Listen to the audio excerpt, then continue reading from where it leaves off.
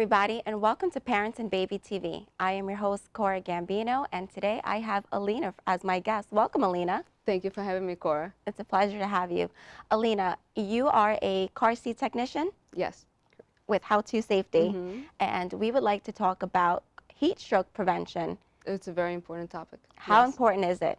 So, most parents already know that they shouldn't leave their baby in the car unattended. However, one of the things that we do find is that the majority of heat strokes happen when the parent forgets that the child is with them. They forget the baby in the car. They forget the baby in the car because for some parents, that baby is usually not part of their routine in that part of the day. It's usually a change in routine and where the parent will kind of go in autopilot, drive usually straight to work, and forget that their child is with them because normally that child is not with them. So that's very true. I read in one of the most recent articles, a father was taking his daughter to work, and he was responsible for that. Yeah. But he had to start a new shift, so he had worked overnight, and he thought that he took the baby to work, and he actually didn't, and the baby was left in the car. Yeah, and I could actually see how common this could be, especially with both working parents. Sleep deprivation, you're commonly forgetting. They can be distracted, get a phone call, and your brain goes on autopilot. You're tired, you have a lot of things going on, and the baby falls asleep, baby gets quiet. They're facing the rear of the vehicle, you don't see their face, and they're quiet. Well, there has to be some tips to know to take the baby out. I mean, you go through the process of getting ready, putting your baby into the car seat. We know the baby didn't just put himself in there. Right. So what steps can that parent take to ensure, sometimes we need Post-it notes, right? So how can we create the Post-it notes in the car so that we can remember our baby or just even items? It's a good question. So you want to use tools to jog your memory. What you can do is leave your purse or your briefcase in a back seat. So you have to climb into the back to get your things, and you see your baby is still there. Another key like your cell phone. Yeah, the cell phone especially. So you also don't text while you drive too. That's right.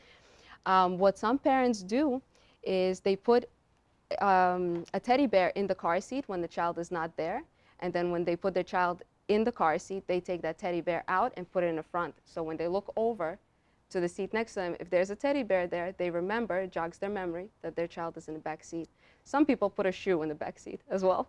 Oh, then yeah, you can't go anywhere without your shoe. Whatever works, right? To each their own as to how they can remember to take the appropriate steps. Follow up with your spouse. Follow up, say, how was that daycare drop-off? And suddenly they may remember that they don't remember a drop-off because it never happened. That's right. How sensitive is a baby to the heat? I know that babies can get very hot.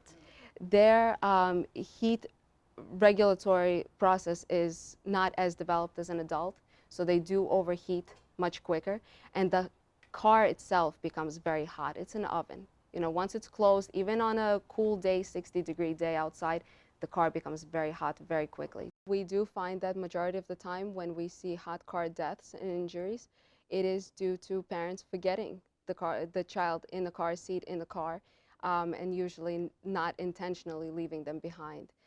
Most parents do know that they shouldn't leave their child unattended in the car, yet somehow it happens that they still forget them oftentimes. I read that there is at least 37 deaths in the United States. On average. On average, due to heat stroke in the car seat. Right. And this is only counting deaths and not counting those who, you know, have been left behind and found quickly enough. So it does happen relatively often. It's 60 degrees outside, but it could be 80 degrees in the car. Especially a sunny day, yes. Absolutely. Yeah. Is car seat safety just about your child? As far as heat stroke prevention, it's about your child, but it's also about the community. You want to look out. If you're walking through a parking lot, don't just pass by a car. If you see a child in a car or an animal in a car, a pet, a dog, you want to first call 911 and let them know and ask them for instructions, or you want to potentially break a window. If there's a business nearby, walk in and say, hey, is this somebody's car? But if you see a baby already in distress. Absolutely. I see a lot of parents or outside parents or bystanders, they see these situations and sometimes they might want to wait if the parent is going to return. It's a matter of minutes. it's a matter of minutes.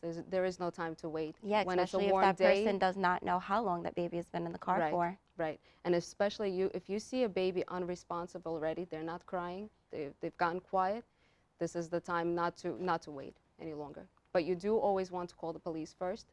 You want to have them on the phone. Whatever you're doing next is, you want to do the right thing. Yeah. Thank you, Alina. This was very informative. It is so important to keep your baby safe, especially when you're traveling with them in the summer months. Yeah. Thank you for joining us on Parents and Baby TV. We hope to see you next time.